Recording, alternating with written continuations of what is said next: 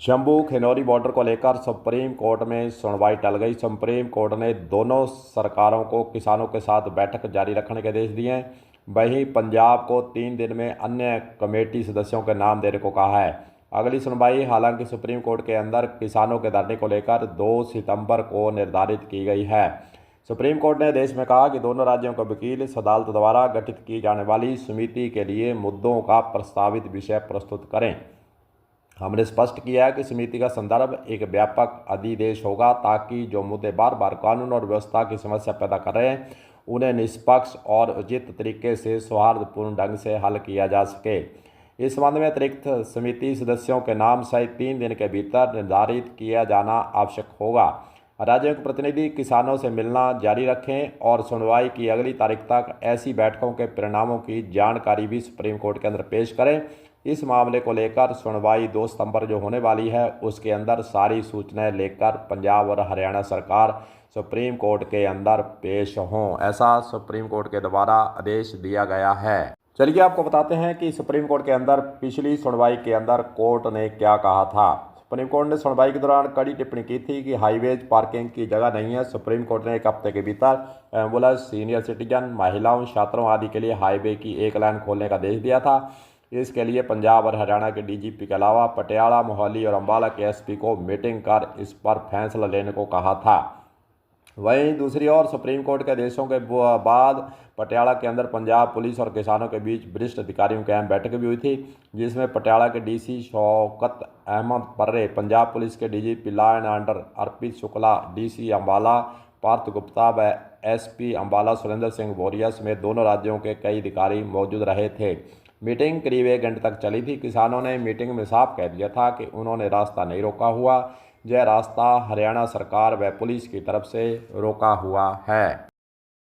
वहीं दूसरी ओर पंजाब के केंद्रीय मंत्री रवनीत बिट्टू का एक बयान भी सामने आया है और कल जयपुर के अंदर उन्होंने एक बयान दिया है। किसानों पर आरोप भी लगाया कि कई किसान नेताओं को विदेशी फंडिंग मिल रही है।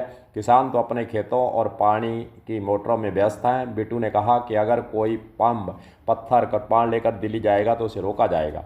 बिट्टू ने केंद्र के प्रोजेक्टों के लिए जमीन एक्वायर न करने देने को लेकर किसान नेताओं पर ब्लैकमेल करने का आरोप भी जड़ दिया है।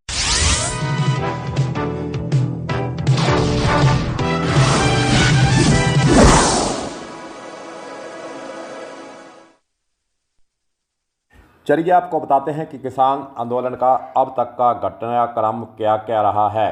13 फरवरी पंजाब के किसानों ने फसलों की एमएसपी को लेकर संघर्ष शुरू किया।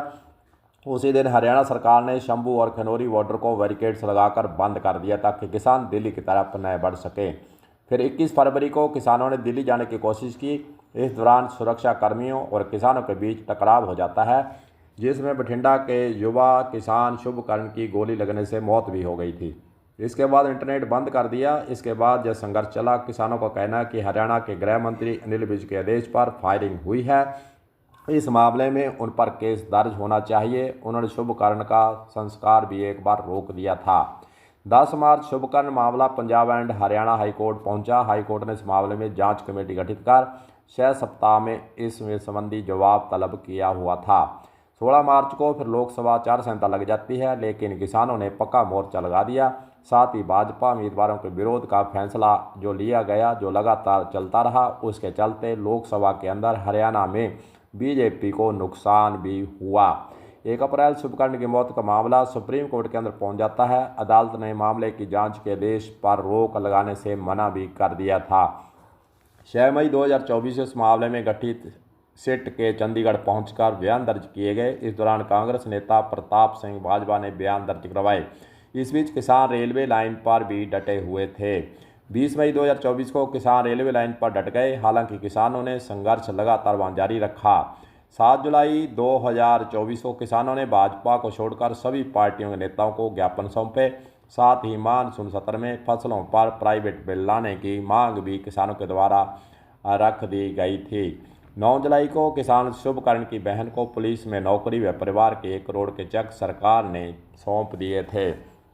10 जुलाई को पंजाब एंड हरियाणा हाईकोर्ट ने याचिका सुनवाई करते हुए हरियाणा सरकार को शंभू बॉर्डर 1 सप्ताह में खोलने के आदेश दे दिए थे। 16 जुलाई किसानों ने चंडीगढ़ में मीटिंग की, तय किया कि अगर बॉर्डर खुला तो फिर से हम दिल्ली की तरफ कूच करेंगे। हालांकि इस दिन हरियाणा सरकार ने सुप्रीम कोर्ट का रुख किया, साथ ही बॉर्डर खोलने से मना कर दिया था।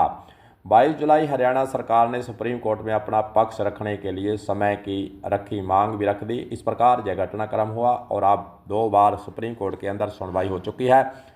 सुप्रीम कोर्ट के द्वारा यही कहा गया है कि किसानों से आप वार्ता जारी रखें और जो वार्ता का रुख हो, किसानों के द्वारा क्या मांग रखी गई है और सरकार की तरफ से किसानों को शंभू बॉर्डर से हटाने के लिए, वहां से रास्ता खोलने के लिए क्या प्रयास किए हैं, इस संबंध में आप पूरी रिपोर्ट सुप्रीम कोर्ट के अंदर 2 सितंबर 2024 को जो सुनवाई होने जा रही है उसके अंदर रखें और किसानों से जो वार्ता का रास्ता है वह बंद नहीं करें, वार्ता उनसे करते रहें और किसानों को मनाने के लिए प्रयास करें कि वह शंभू बॉर्डर को खाली कर दें। हालांकि किसान नेताओं के द्वारा स्पष्ट कह दिया गया है कि हम दिल्ली जाएंगे और हरियाणा सरकार ने एक प्रस्ताव भी दिया कि आप ट्रैक्टरों को छोड़कर पैदल दिल्ली जा सकते हैं, लेकिन किसानों ने इस प्रस्ताव को ठुकरा दिया और किसानों को कहना है कि हम जाएंगे, दिल्ली जाएंगे तो ट्रैक्टर सहित जाएंगे, उसके बिना हम यहीं एक तरफ धरना लगाकर जो बैठे हैं, हमने रास्ता नहीं रोका है। किसानों ने उस सड़क पर जो हाईवे है उसके एक तरफ धरना लगा रखा है। उन्होंने कहा कि हमारी तरफ से कोई रास्ता नहीं रोका गया, हमने बार बार यह किसानों के द्वारा सरकार को बता दिया गया, पुलिस को बता दिया गया, लेकिन उसके बावजूद भी हरियाणा सरकार, हरियाणा पुलिस किसानों पर आरोप लगाने में लगी हुई है कि किसानों ने रास्ता रोका है। सुप्रीम कोर्ट के अंदर किसानों की तरफ से जो बार बार बयान दिए जा रहे हैं उसको भी सुप्रीम कोर्ट ने देखा है और मीडिया के अंदर जो खबरें आई हैं उसका संज्ञान भी सुप्रीम कोर्ट के द्वारा लिया गया। इसीलिए कमेटी बनाने के लिए सुप्रीम कोर्ट के द्वारा दोबारा फिर पंजाब हरियाणा सरकार को कहा गया 3 दिन के अंदर नाम दीजिए और उसके बाद फिर उस कमेटी के हम आदेश करेंगे और वो कमेटी किसानों से जाकर वार्ता करेगी, किसानों के रुख को जानेगी, आखिरकार किसानों की क्या समस्याएं हैं, उस पर फिर कोई रास्ता निकालने का प्रयास सुप्रीम कोर्ट का रहेगा। देखते हैं 3 दिन के अंदर पंजाब और हरियाणा सरकार के द्वारा कौन कौन से नाम दिए जाते हैं। कमेटी गठित होने के बाद किसानों के बीच कब वार्ता शुरू होती है और वार्ता के अंदर क्या नतीजा निकलता है। हो सकता है 2 सितंबर से पहले यह रास्ता निकले और किसानों का जो धरना लंबे समय से चल रहा है उसका कोई ना कोई हल निकल पाए। जो तमाम बातें देखने वाली होंगी। कलम न्यूज़ के लिए गुरदेव सिंह सैनी की रिपोर्ट।